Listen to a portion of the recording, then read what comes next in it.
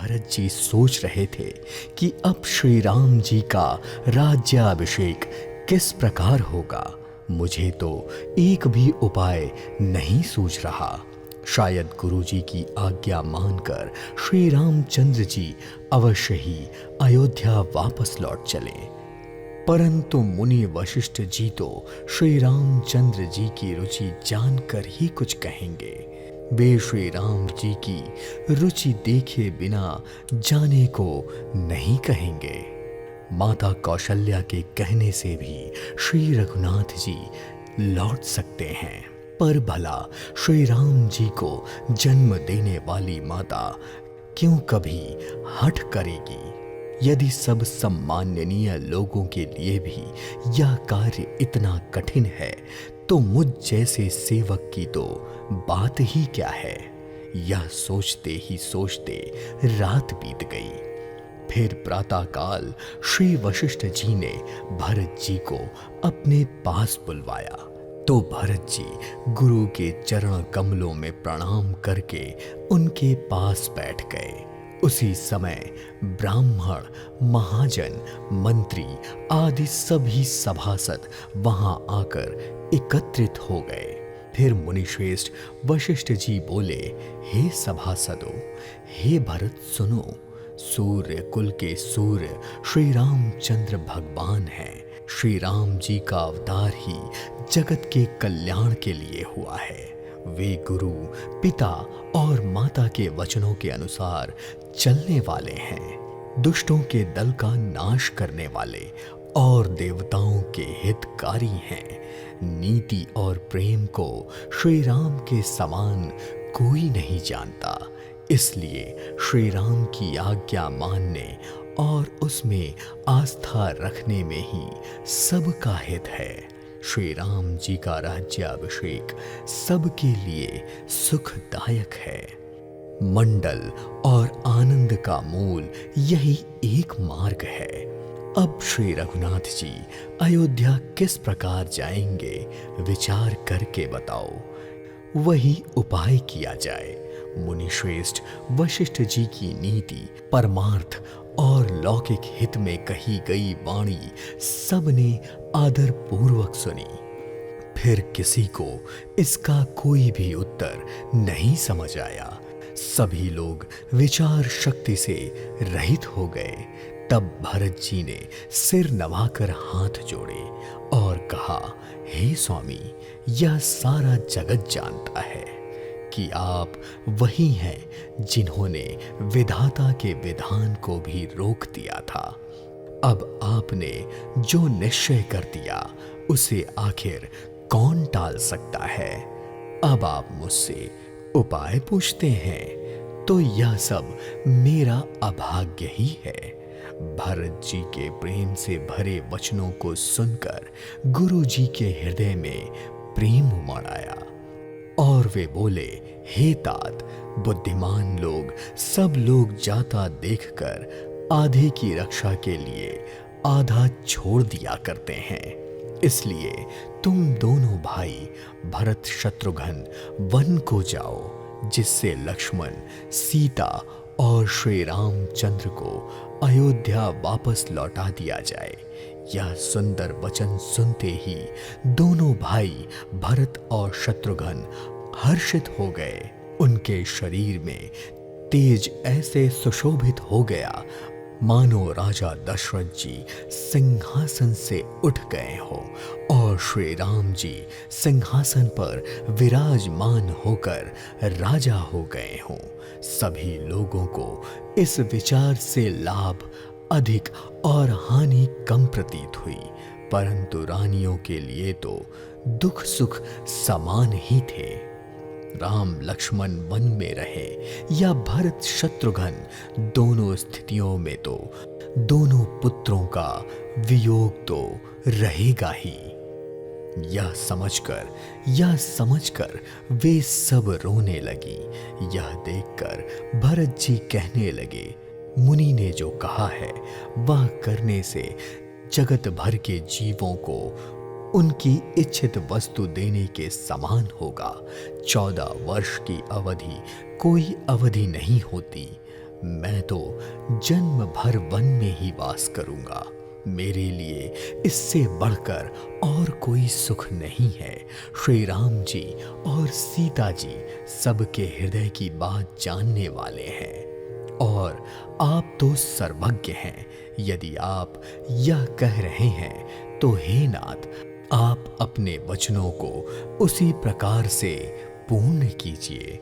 मुनि वशिष्ठ जी की अंतरात्मा को भरत जी के वचन बहुत अच्छे लगे और वे समाज सहित श्री रामचंद्र जी के पास आए। उन्हें देखते ही प्रभु श्री रामचंद्र जी ने प्रणाम कर उन्हें उत्तम आसन दिया।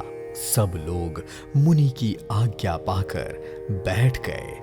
फिर मुनि काल और अवसर के अनुसार विचार करके बोले, हे धर्म, नीति, गुण और ज्ञान के भंडार राम, सुनिए।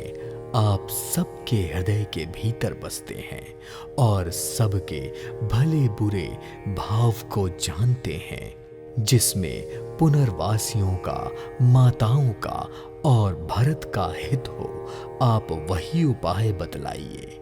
मुनियों का वचन सुनकर श्री रघुनाथ जी कहने लगे, हे नाथ, उपाय तो आप ही के हाथ में है। मुनि के वचन सुनकर श्री रघुनाथ जी कहने लगे, हे नाथ, उपाय तो आपके ही हाथ में है। आपकी आज्ञा का पालन करने में ही सभी का हित है।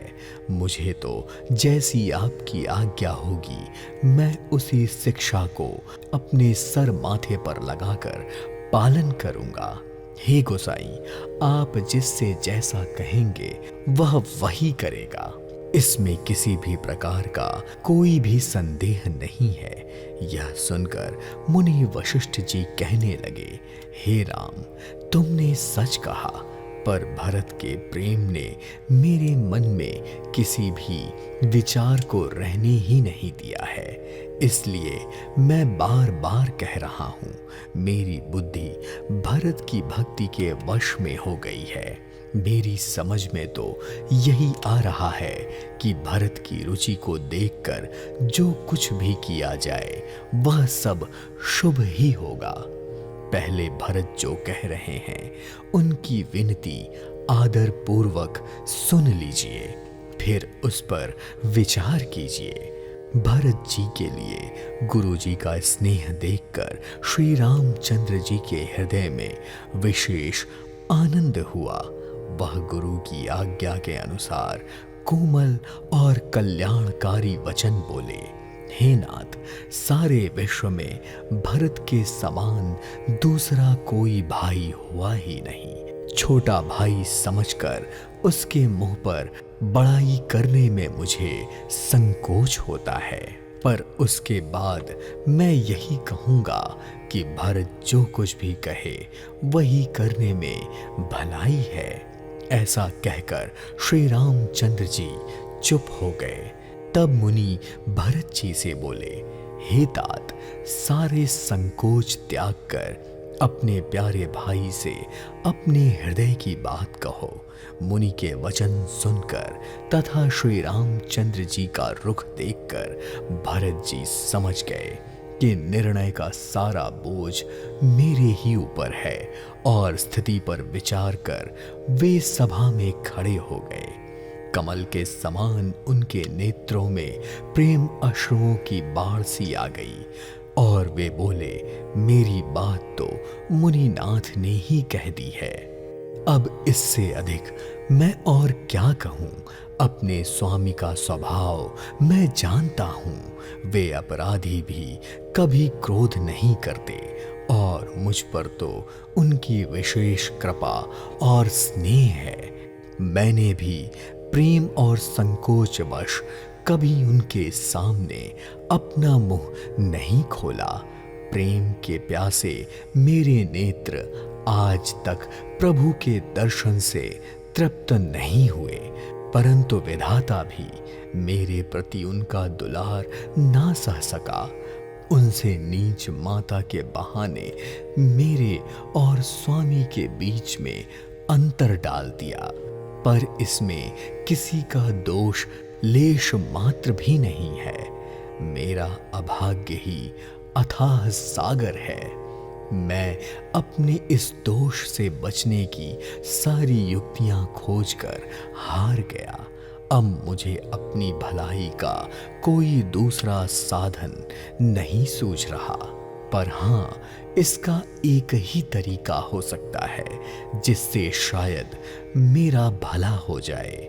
केवल यही एक परिणाम मुझे अच्छा जान पड़ता है। प्रेम के प्रण को निभाकर पिताजी का मरना और माता की कुबुद्धि दोनों का ही सारा संसार साक्षी है। माताएं व्याकुल हैं, वे मुझसे देखी नहीं जाती। अवधपुरी के नर नारी दुख के ताप से जल रहे हैं। मैं ही इन सारे अनर्थों का मूल कारण हूं। यह सब समझकर मैंने सारा दुख सहा है। श्री रघुनाथ जी, लक्ष्मण जी और सीता जी के साथ मुनियों का वेश धारण कर बिना जूते पहने नंगे पैर पैदल ही वन चले आए। यह सुनते ही मेरे प्राण क्यों नहीं निकल गए। फिर निषाद राज का प्रेम देखकर भी वज्र से कठोर मेरा हृदय फटा नहीं। अब यहाँ आकर मैंने अपने आंखों से सब कुछ देख लिया है।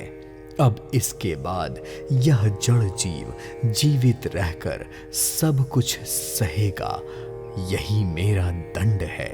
अत्यंत दुख, प्रेम, विनय और नीति से भरी हुई भरत जी की श्रेष्ठ वाणी सुनकर सब लोग शोक में डूब गए। सारी सभा में विषाद छा गया। तभी मुनि वशिष्ठ जी ने अनेक प्रकार की पुरानी कथाएं कहकर भरत जी के विषाद को दूर करने का प्रयास किया। फिर रघुनंदन श्री राम जी बोले, हे तात, तुम व्यर्थ ही ग्लानि कर रहे हो।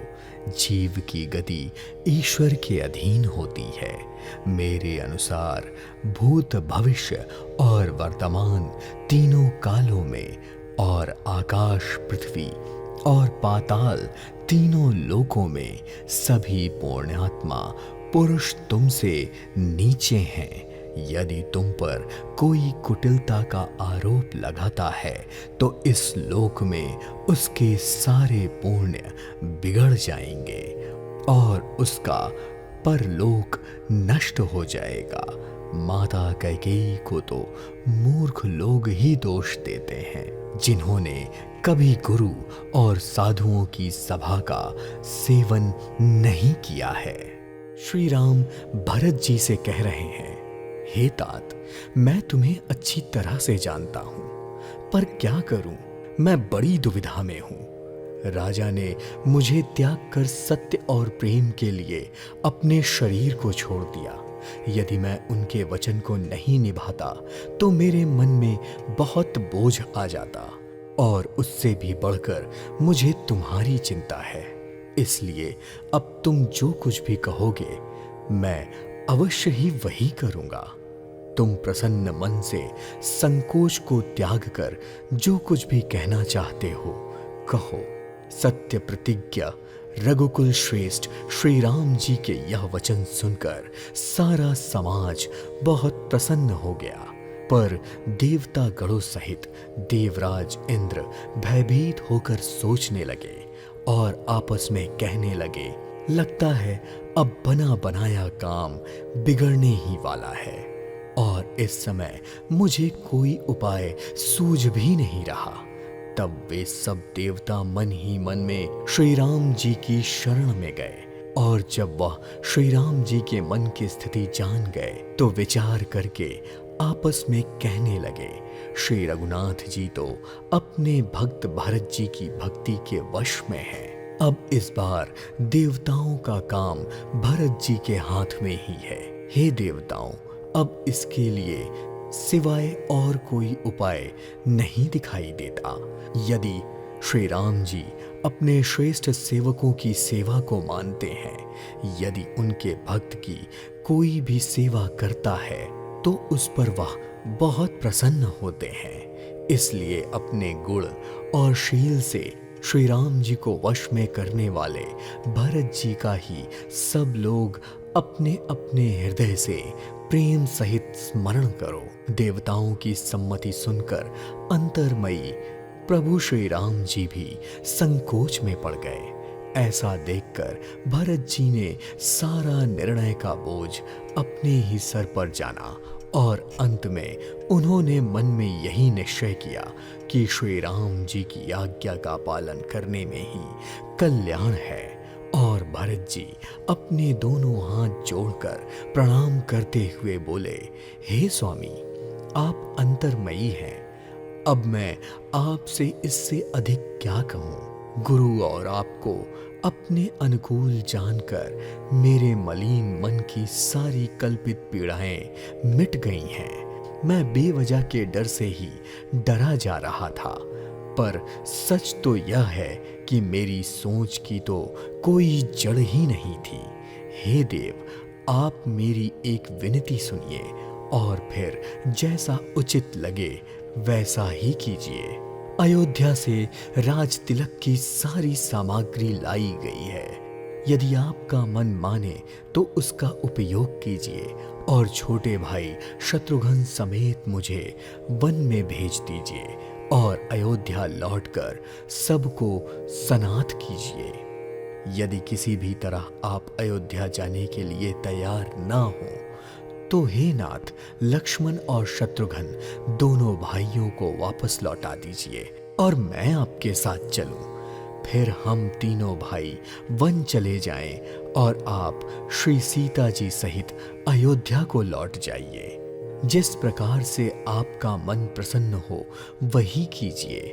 उसी समय जनक जी के दूत के आने का समाचार सुनकर मुनि वशिष्ठ जी ने उन्हें तुरंत बुलवा लिया। दूतों ने वहां आकर प्रणाम करके श्री रामचंद्र जी को देखा और उनका मुनियों सा वेश देखकर वे बहुत दुखी हो गए।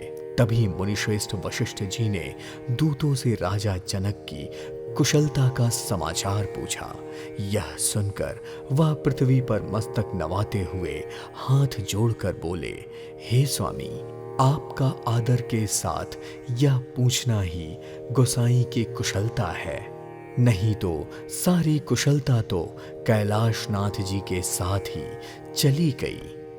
अयोध्यानाथ दशरथ जी के मरण का समाचार सुनकर जनकपुरी वासी शोक से व्याकुल होकर बावले से हो गए थे और अपनी सुध बुध सब भूल गए थे।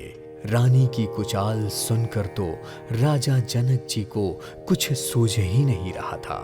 फिर भरत जी को राज्य और श्री रामचंद्र जी को वनवास मिलने का समाचार सुनकर मिथिलेश्वर जनक जी के हृदय में बड़ा दुख हुआ और उन्होंने विचार कर 4 चतुर गुप्तचर अयोध्या भेजे और उनसे कहा कि तुम लोग वहां जाकर श्री राम जी के प्रति भरत जी के प्रेम या दुर्भाव का सत्य पता लगाकर जल्दी से लौटकर वापस आओ। पर यह बात ध्यान रखना कि किसी को तुम्हारे बारे में पता ना लग पाए। राजा की आज्ञा पाकर गुप्तचर अवध पहुंच गए और वहां उन्होंने भरत जी का सारा ढंग और उनकी करनी को देखा। राजा जनक की आज्ञा पाकर गुप्तचर अवध पहुंच गए और वहां उन्होंने भरत जी का सारा ढंग और उनकी करनी को देखा। और जैसे ही भरत जी चित्रकूट जाने के लिए निकले तो वे भी मिथिला वापस आ गए और फिर गुप्त दूतों ने राजा जनक जी की सभा में उनसे भरत जी की सारी करनी का वर्णन किया। उसे सुनकर गुरु, कुटुंबी, मंत्री और राजा सभी स्नेह से अत्यंत व्याकुल हो गए।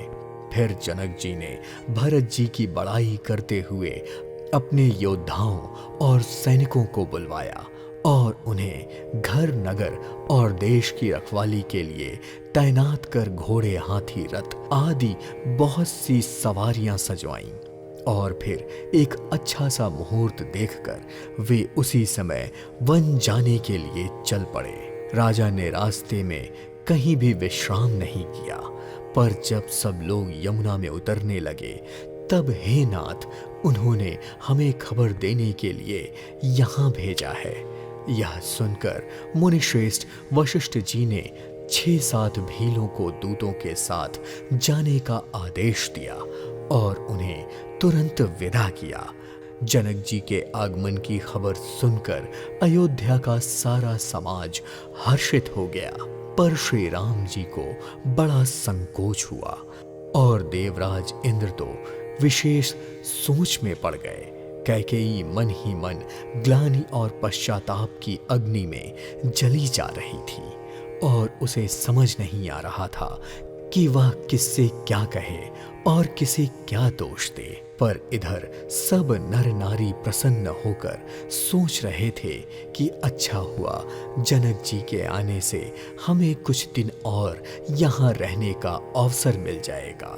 इस तरह सोचते सोचते सारा दिन बीत गया।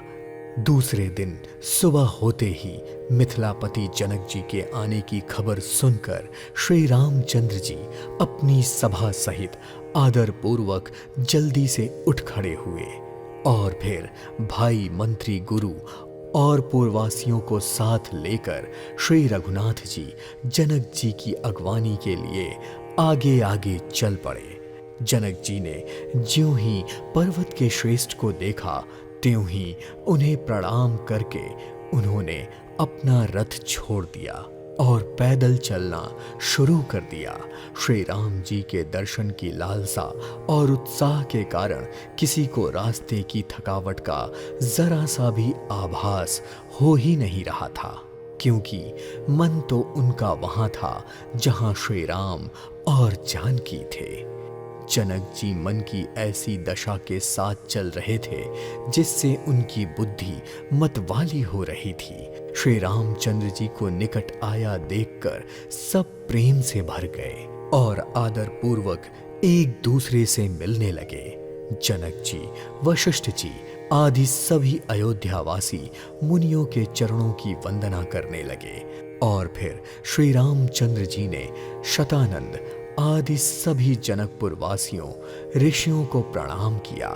फिर भाइयों समेत श्री राम जी राजा जनक जी से मिले और समाज सहित उन्हें लिवाकर अपने आश्रम की ओर चल दिए। और जैसे ही वह आश्रम पहुंचे तो उन्हें देखते ही सब लोग अकुला उठे। दोनों समाज शोक से व्याकुल हो गए। किसी को ना ज्ञान रहा, ना धीरज और ना ही लाज ही रही। राजा दशरथ के रूप, गुण और शील की सराहना करते हुए सब रोने लगे और शोक के समुद्र में डुबकी लगाने लगे और सब विधाता को दोष देते हुए क्रोध युक्त होकर कहने लगे कि प्रतिकूल विधाता ने यह सब क्या कर दिया। तभी वशिष्ठ जी ने जनक जी से कहा, हे राजन, आप धैर्य धारण कीजिए। जिन राजा जनक का ज्ञान रूपी सूर्य अज्ञान रूपी रात्रि का नाश कर देता है, क्या मोह और ममता उनके निकट भी आ सकते हैं? यह तो श्री सीता राम जी के प्रेम की अलौकिक महिमा है, जिसके कारण राजा जनक की यह करुणामयी दशा हुई है। अलौकिक मोह और ममता के कारण नहीं। जो लोग अलौकिक मोह और ममता को पार भी कर चुके हैं, उन पर भी श्री सीता राम जी का प्रेम अपना प्रभाव दिए बिना नहीं रहता। इस प्रकार वशिष्ठ जी ने जनक जी को बहुत प्रकार से समझाया और इस तरह धीरे धीरे 4 दिन बीत गए। श्री रामचंद्र जी को देखकर सभी नर नारी सुखी हो रहे थे। दोनों समाजों के मन में यह इच्छा थी कि श्री सीता राम जी के बिना लौटना अच्छा नहीं है। श्री सीता राम जी के साथ वन में रहना करोड़ों देवलोकों में रहने के समान सुखदायक है। सीता माँ, सीता जी की माता सुनैना जी की भेजी हुई कुछ दासियां कौशल्या जी समेत सभी रानियों से मिलने के लिए आश्रम में आईं। और जब उन्होंने यह सुना कि सीता जी की सभी सासुएं इस समय फुर्सत में हैं, तो जनक राजा का सारा रानिवास उनसे मिलने पहुंच गया। यह देखकर कौशल्या जी ने आदरपूर्वक उनका सम्मान किया और सबको बैठने के लिए आसन लाकर दिए। दोनों ओर सबके शील और प्रेम को देखकर कठोर वज्र भी पिघले जा रहे थे और सबका शरीर पुलकित होकर शिथिल हो रहा था। सबके नेत्र में प्रेम और शोक के आंसू थे। तभी सीता जी की माता सुनैना जी ने कहा, विधाता की बुद्धि बड़ी टेढ़ी है। जो अत्यंत कोमल और निर्दोष हैं, उन पर विपत्ति का पहाड़ गिरा देता है। आजकल अमृत तो केवल सुनने में ही आता है, पर विष तो यहाँ वहाँ सब जगह प्रत्यक्ष ही देखे जाते हैं। विधाता की सभी करतूतें भयंकर हैं। यह सुनकर देवी सुमित्रा जी शोक के साथ कहने लगी, विधाता की चाल बड़ी ही विपरीत और विचित्र है। जो सृष्टि को उत्पन्न करके पहले पालता है और फिर नष्ट कर डालता है। विधाता की बुद्धि बालकों के समान विवेक शून्य हो गई है। यह सुनकर कौशल्या जी सभी को संतावना देते हुए बोली, दुख सुख हानि लाभ सब कर्म के अधीन है। कर्म की गति बहुत कठिन है, उसे तो विधाता ही जानता है। महाराज के मरने और जीने की बात याद करके तो हम चिंता कर ही रही हैं। वह तो है सखी, हम अपने ही हित और हानि को देखकर स्वार्थवश कर रही हैं। यह सुनकर सीता जी की माता सुनैना जी ने कहा, आपका कथन सत्य है। आप पुण्यात्मा अवधपति की ही तो रानी है, फिर भला आप ऐसा क्यों ना कहेंगी। यह सुनकर कौशल्या जी ने दुख भरे हृदय से कहा, श्री राम लक्ष्मण और सीता वन में जाएं, इसका परिणाम तो अच्छा ही होगा, बुरा नहीं। मुझे तो भरत की चिंता है। ईश्वर के अनुग्रह और आपके आशीर्वाद से मेरे चारों पुत्र और चारों बहुएं गंगा जी के जल के समान पवित्र हैं। हे सखी, मैंने कभी श्री राम की सौगंध नहीं खाई, पर आज उनकी शपथ खाकर कहती हूँ, मैंने भरत को सदा कुल के दीपक के रूप में ही जाना है। महाराज ने भी बार बार मुझसे यही कहा था, सोना कसौटी पर रखने से और रत्न जौहरी के मिलने पर ही पहचाना जाता है। वैसे ही पुरुष की परीक्षा कठिन समय पड़ने पर उसके स्वभाव से होती है। हे देवी मिथिलेश्वरी, सुनिए, ज्ञान के भंडार श्री जनक जी की प्रिया, आपको कौन उपदेश दे सकता है। पर हे रानी, मौका पाकर आप राजा को अपनी ओर से जहां तक हो सके समझा कर कहिए कि लक्ष्मण को घर में रख लिया जाए, जिससे भरत वन को चले जाएं। यदि यह राय राजा के मन को भा जाए तो भली भांति विचार कर ऐसा ही यत्न करें। मुझे भरत की अत्यधिक चिंता है। भरत के मन में श्री राम के प्रति गूढ़ प्रेम है। उनके घर में रहने में मुझे भलाई नहीं जान पड़ती। डर लगता है कि कहीं उनके प्राणों को कोई भय ना हो जाए। कौशल्या जी की सरल और उत्तम वाणी सुनकर सब रानियां करुणा रस में निमग्न हो गईं। तभी सुमित्रा जी ने कहा, हे देवी, 2 घड़ी रात बीत गई है। यह सुनकर श्री राम जी की माता कौशल्या जी उठी और प्रेम सहित बोली, अब आप लोग शीघ्र ही अपने डेरे में पधारिए। हमारी गति तो अब ईश्वर के ही हाथों में है और मिथिलेश्वर जनक जी ही हमारे सहायक हैं। कौशल्या जी के प्रेम को देखकर और उनके विनम्र वचनों को सुनकर जनक जी की प्रिय पत्नी ने उनके पवित्र चरण पकड़ लिए और कहा, हे देवी, आप राजा दशरथ जी की रानी और श्री राम जी की माता हैं। आपकी ऐसी नम्रता उचित ही है। हमारे राजा तो कर्म, मन और वाणी से आपके सेवक हैं। आपका सहायक होने के योग्य जगत में आखिर कौन है। दीपक सूर्य की सहायता करने में कभी शोभा पा सकता है? श्री राम जी वन में जाकर देवताओं का कार्य करके अवधपुरी में अचल राज्य करेंगे। देवता, नाग और मनुष्य सब श्री राम जी की भुजा के बल पर अपने अपने लोकों में सुखपूर्वक रहेंगे। यह सब याज्ञवल्क्य मुनि ने पहले से ही कह रखा है। हे देवी, मुनि का यह कथन झूठा नहीं हो सकता।